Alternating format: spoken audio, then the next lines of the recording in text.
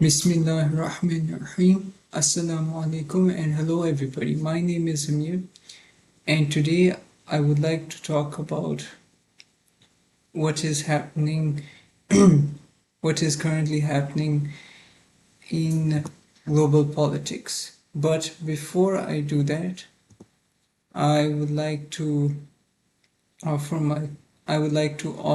a dua for Grand Ayatollah Ali. As you may have known, his funeral is currently ongoing, so I am here to pay my own respects. Bismillahirrahmanirrahim.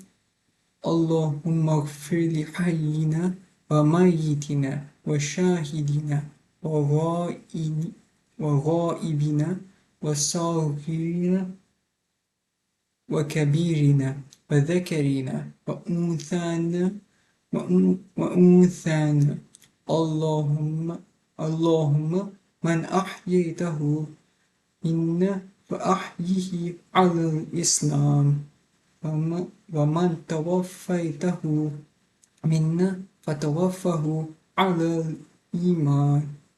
O Al-Wali, please forgive Grand Ayatollah Ali Khamenei.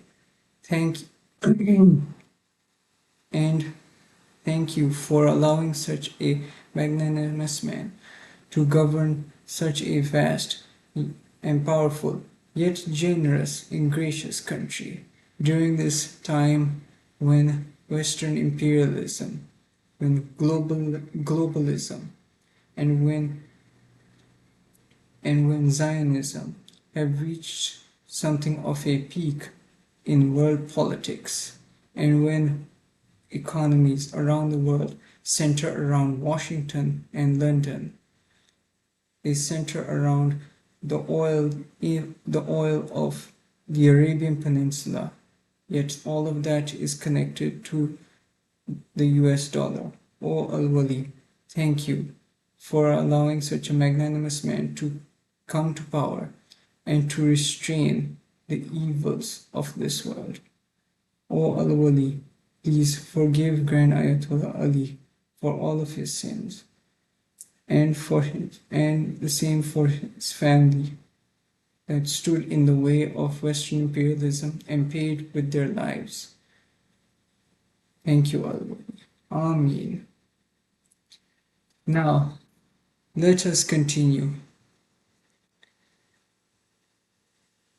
The funeral itself has been a momentous occasion. We now know that Secretary Marco Rubio issued directives to all US embassies advising their host countries to avoid attending the funeral. And indeed, US proxies did not attend. But BRICS attended, and so did about 16 million people, all in 40 degrees heat and in places confined due to security reasons. All in all, 100 international delegations came to pay their respects, along with the aforementioned 16 million Iranians. As Pepe Escobar states, this funeral is a manifestation of respect for the Iranian people, and the Pakistani delegation in particular saw Field Marshal Asim Munir speak with Iran's political and military leaders. The key issue, of course, being the MOU. Meanwhile, Alexander Mercouris stated how one British media outlet desperately begged even, that one should not believe in the million-strong crowds in Iran coming to pay their respects. Of course, none of this Western begging will come to fruition. Just like their campaign, nothing they say or do will ever come to fruition in the hearts and minds of Iranians. As Professor Mohammad Marandi recently and some months ago recalled how Iranians who were previously against the government, going as far as critiquing Grand Ayatollah Ali himself, would admit that they were wrong, that they believed the lies of Western mainstream media, and it cost them their loyalty, and the admission, therefore, came with a great sense of shame. But there is more to this story, of course. Iran has reinforced global resistance against Western imperialism, and the MOU is one of the key instruments in that was born from that conflict, the second imposed war, a war that is still ongoing. But I am getting ahead of myself. I will talk about the MOU itself later. Right now, I would like to turn our attention to the SMO's impressive progress. Alexander Mercurius explains that Russian reconnaissance troops have been spotted in Sumy city itself, a city of 250,000 before the SMO. It lies on the highway to Kharkov city and Kiev. And yet, Ukraine has not reacted in any way. Alexander asserts that Ukraine will not sound the alarm, at least until after the NATO summit meeting in Ankara, because this will discredit Ukraine. It will prove that Western accounts of Ukrainian victories on the battlefield were indeed falsehoods. It will also weaken President Volodymyr Zelensky's hand as he parleys with President Donald John in Ankara, something he has been building up since President Donald was elected, by making Ukraine look more successful than it actually is. Such a delay, however, will prove Ukraine's weakness for all to see. And it's the capture of Sumy itself, of course, will put Russia close to Kiev itself. And if that is not enough, over the weekend, Russia just liberated Konstantinovka, thus opening the ways to the liberation of Kharkov Oblast. Also, last week, Russia finally struck Ukraine, and struck hard. About 70 missiles were fired, making it as big as Russia's other strikes in the previous years. However, earlier strikes, which consisted of hundreds of missiles, centered around targets across Ukraine. This strike focused on Kiev city itself. Hundreds of drones were used too. The Russian Ministry of Defense never mentioned the type of missiles used, but the usual types ought to be expected, like Iskanders, Kra-69s, Kra-101s, and Calibers. Some reports do state that the relay stations in Belarus supported the Garan drones in their attack on Kiev. There are no reports that the Oreshnik was used in Ukraine in this strike. Ukraine itself provided no information on what was hit. Russia, meanwhile, provided little information, but it explained that the strike was indeed in retaliation for Ukrainian drone attacks on Russian civil infrastructure and civilians. Tragically, 13 people did die in this missile strike, which is a much higher number than usual. Alexander believes that these strikes will ramp up over the coming months as they support the ground forces' advance. This does mean that the Oreshnik will be used against key strategic targets that are hardened and underground eventually. And to add to the humiliation was the unveiling of the Russian gyroscope story, which turned out to be a falsehood. As Alexander Mercurius explains, American, British, and Ukrainian media argue that the Eurasian uses the GU-503 gyroscope. This is a 1960s gyroscope that, they argue, Russia is having problems mass producing due to its obsolescence.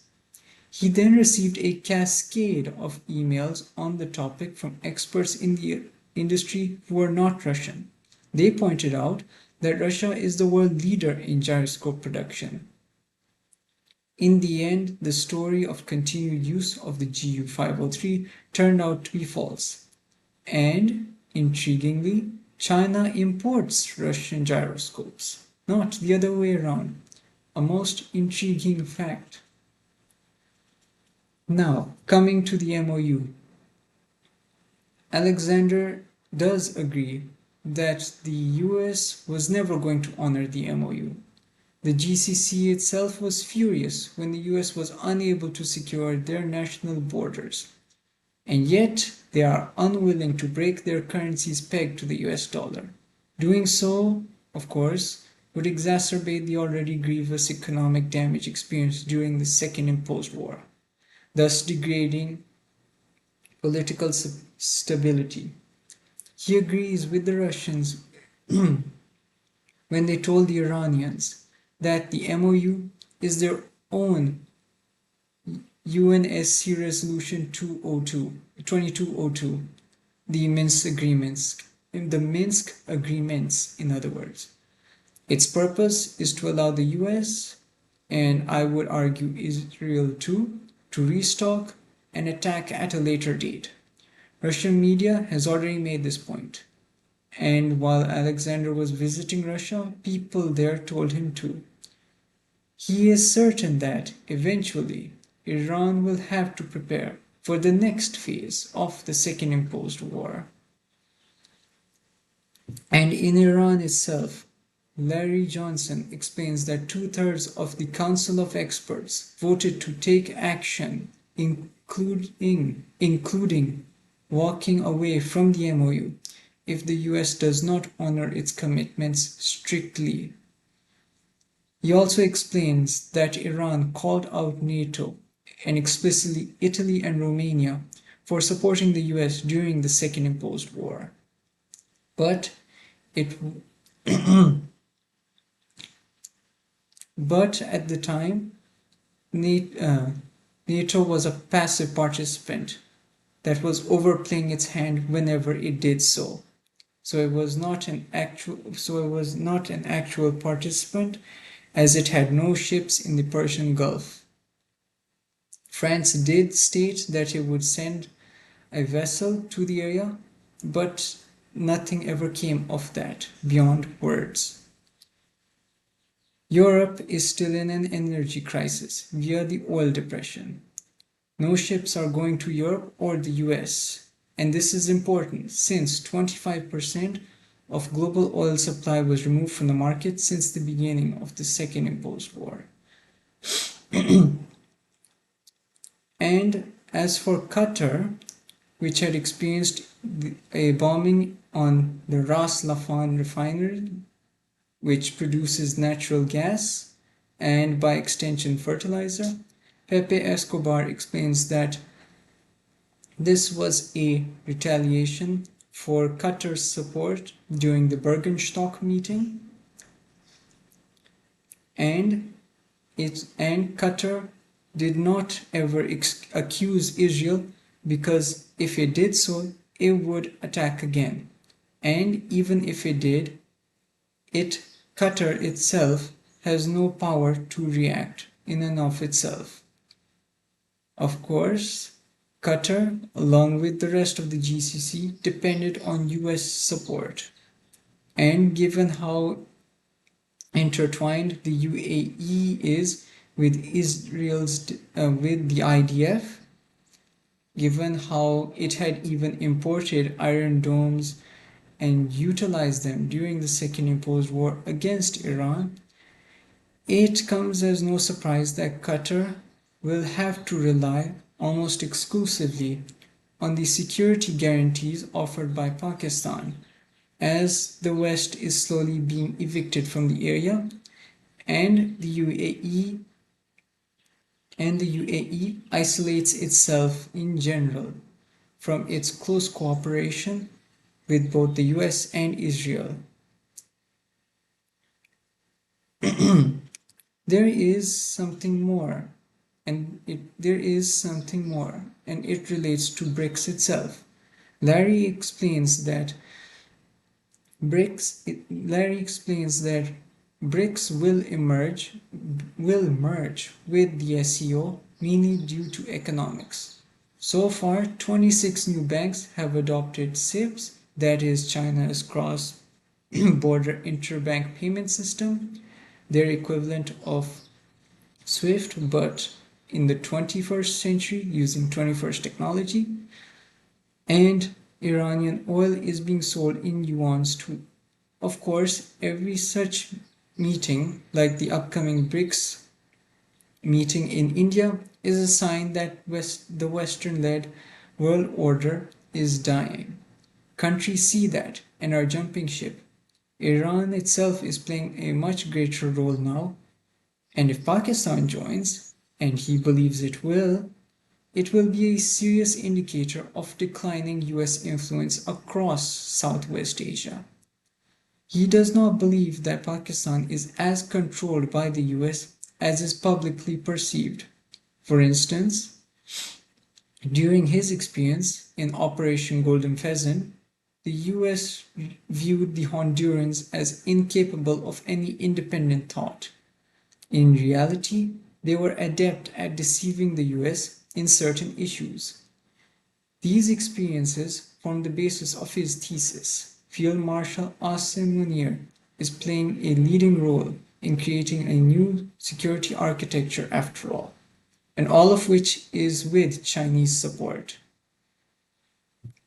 And on the topic of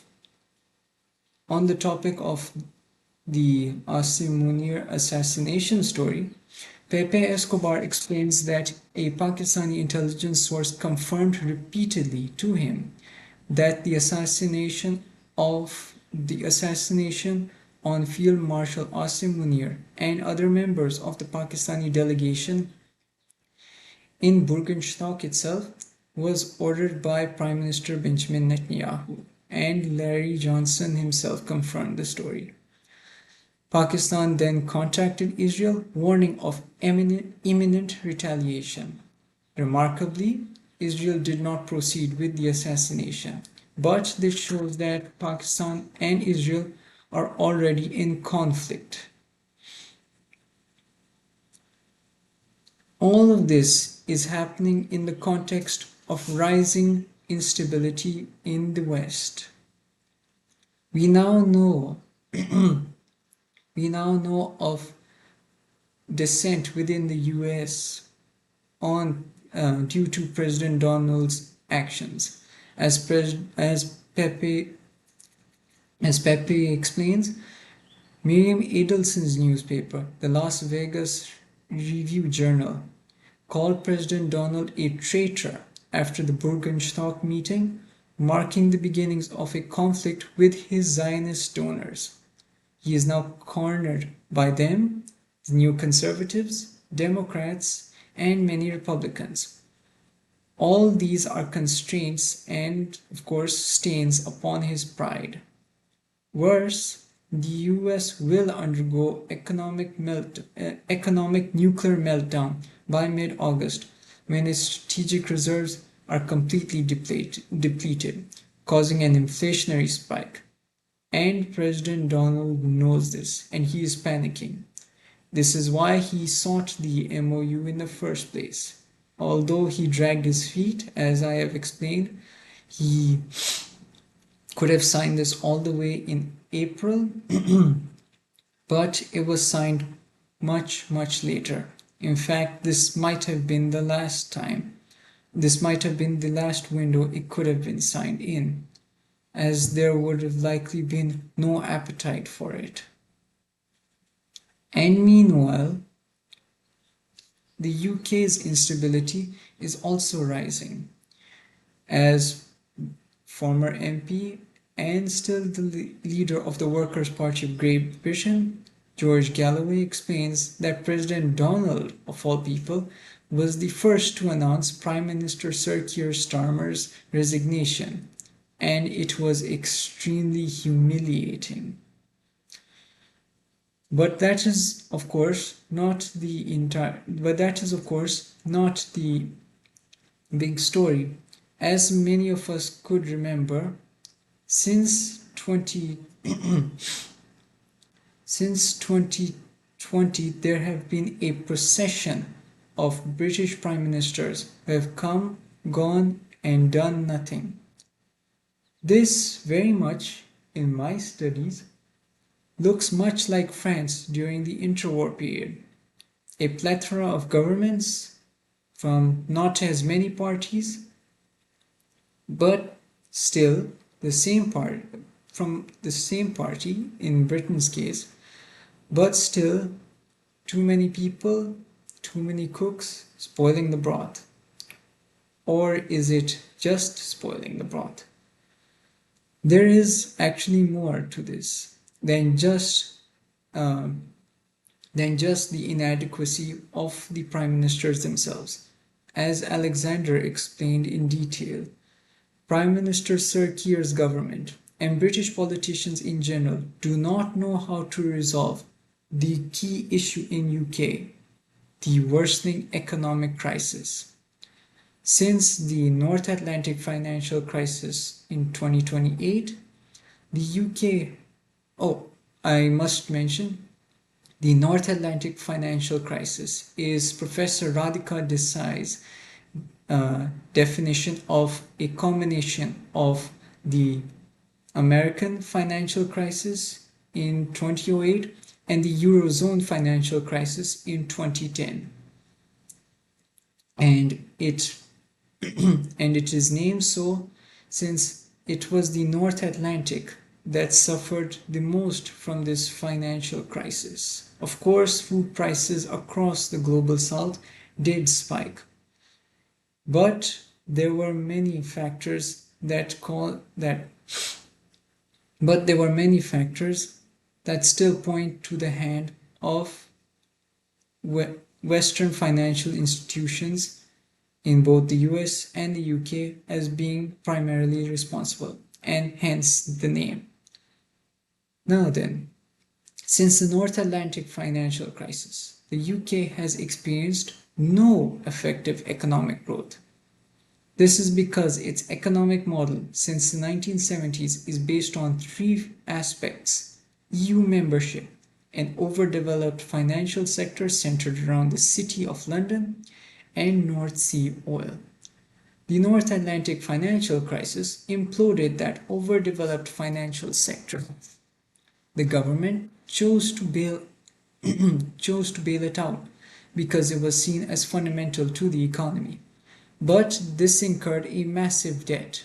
The current debt to GDP is about 100%. A structural current account deficit.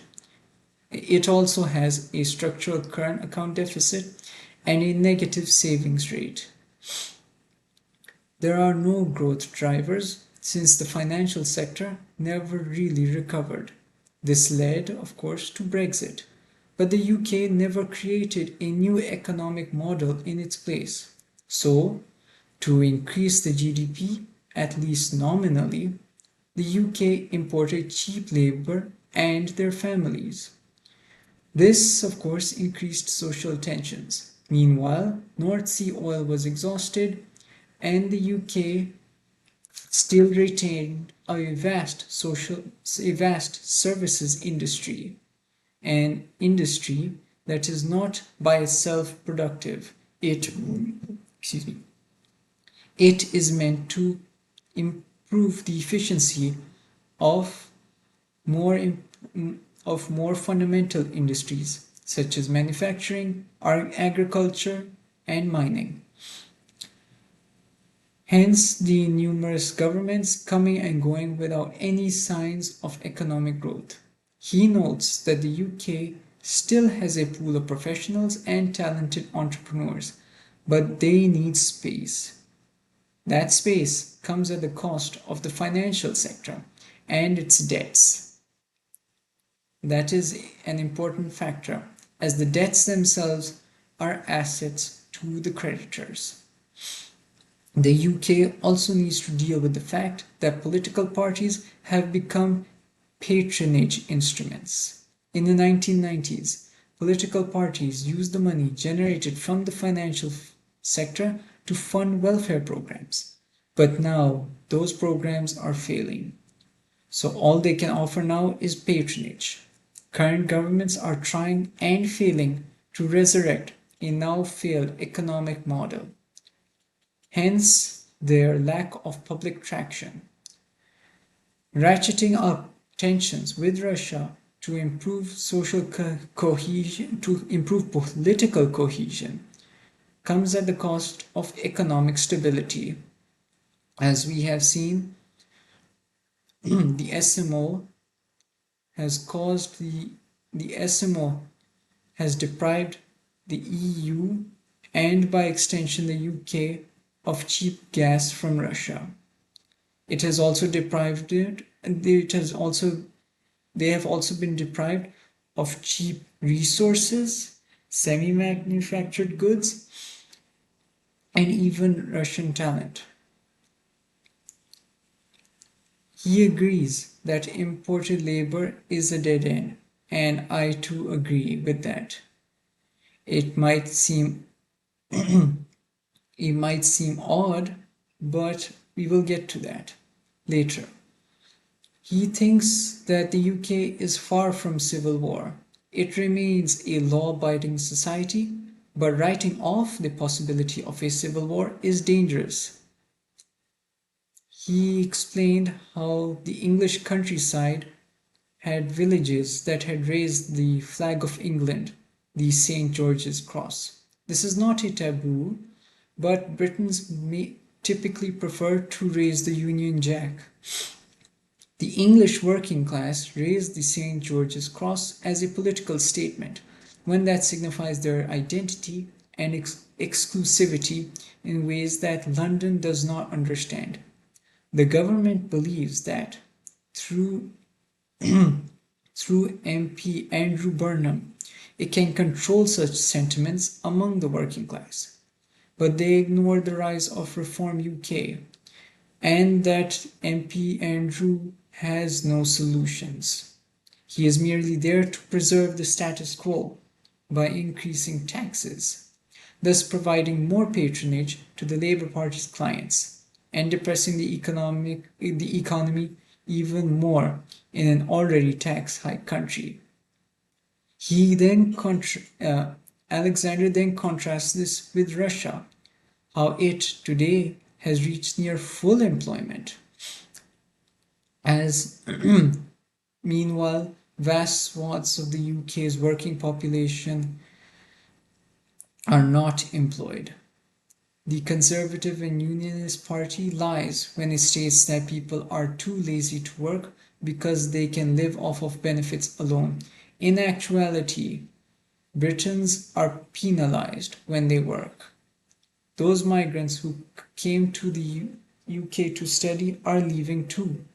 The big warning sign for the UK would be what happened in Spain after the 30 Years' War.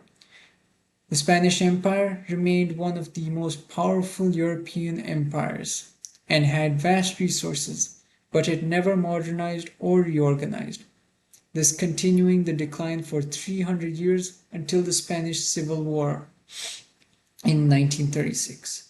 For him, it is the economic atrophy that must be arrested before it becomes irreversible.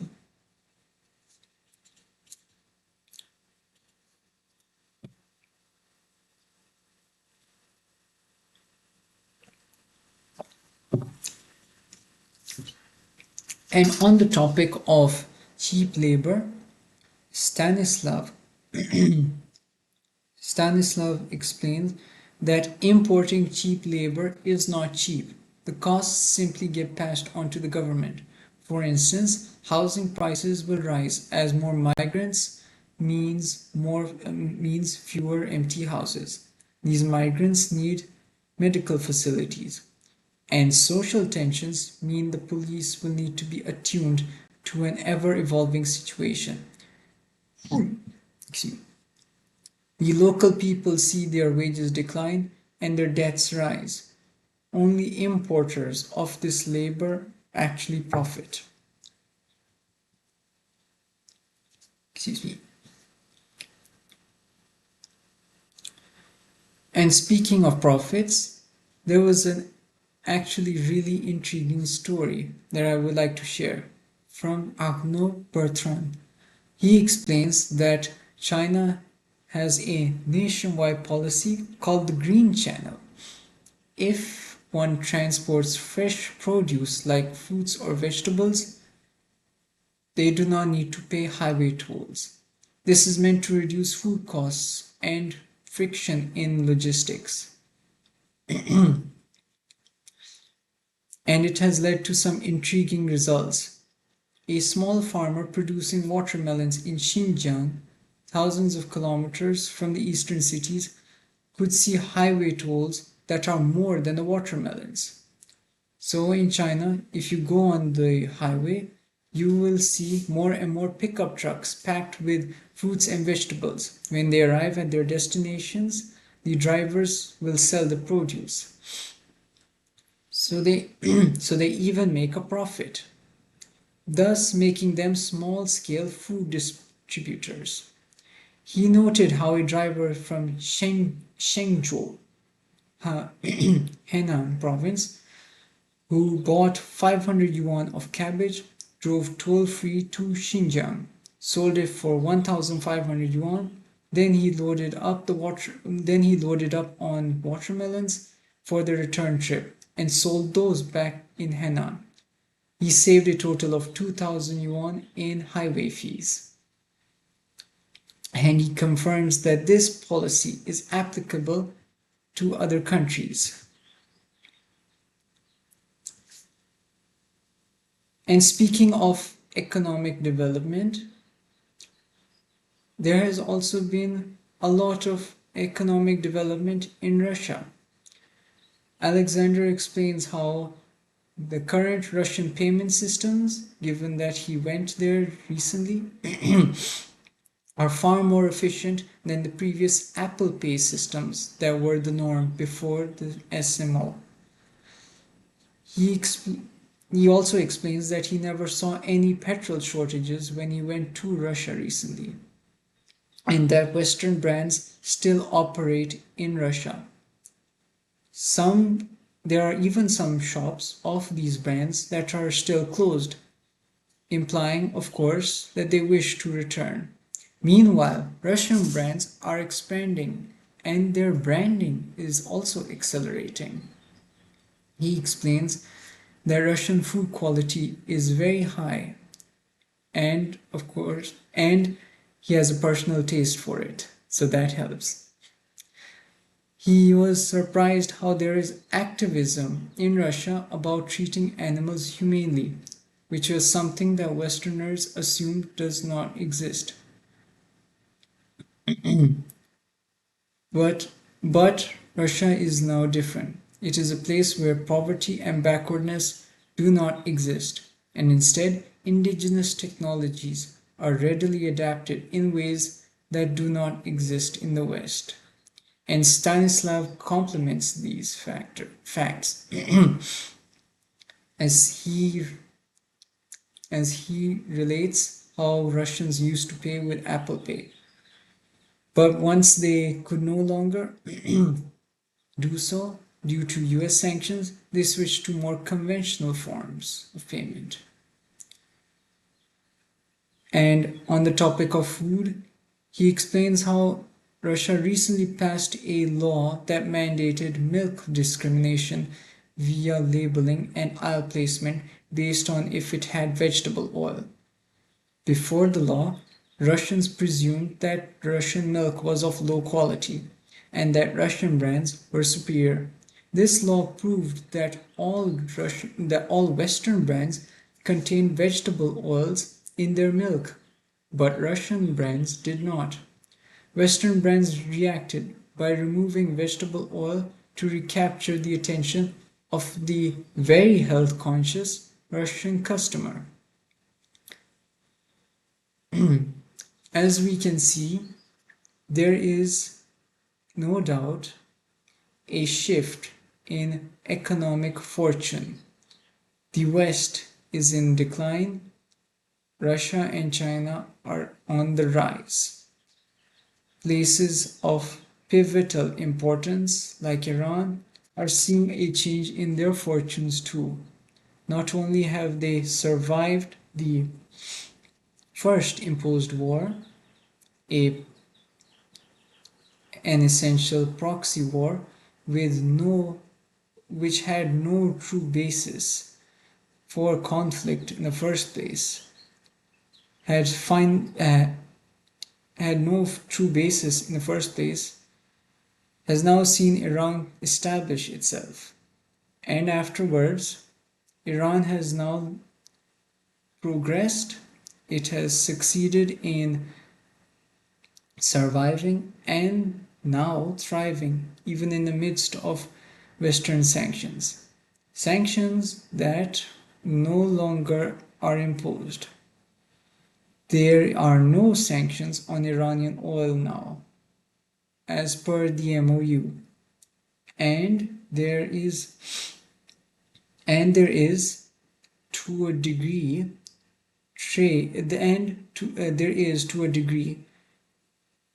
trade through the Straits of Hormuz. The limiting factor remains the insurance. Despite Iran and Oman's promises, insurers are still unwilling to insure ships going to and from the Strait of Hormuz. Not necessarily per Western demands, but that is still a major factor. But it is more that the West is unpredictable. There is no telling when the Strait of Hormuz will detonate once again.